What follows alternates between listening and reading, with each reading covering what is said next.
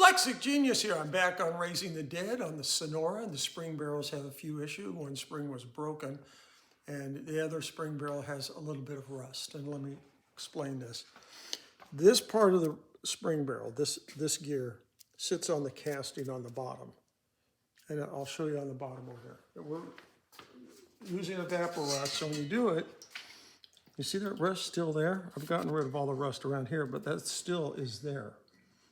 Rust. So this has all been sitting in water probably up to here because we had a little bit of rust on the inside too. So what you do is you look at this and you go, it was so corrosive, it ate right through the nickel plating of the end plate gear, right through here. So then you pull it apart and you go, oh, I have a little bit of, looks like surface rust. That spring's, you can use this spring. No, you can't. Because you don't know how deep this surface rust went into the spring. And this is where the spring takes a lot of torque in the center. So you should change the spring just because of that little bit of surface rust. And the other spring was broken, so we're going to have to put 2 new springs in, which will be good.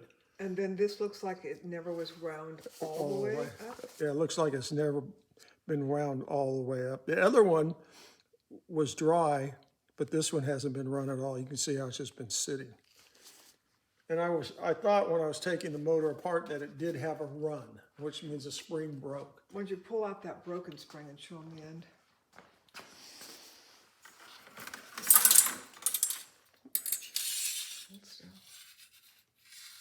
Yep, completely torn out. And a new spring would be a lot better than this 100-year-old one that's in there.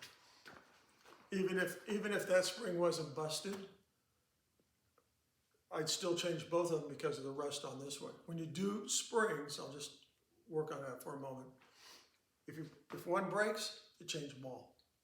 You don't want the old spring, it'll be underpowered against the new spring's tension. So it'll put more load on that old spring. And that's my tip for the day.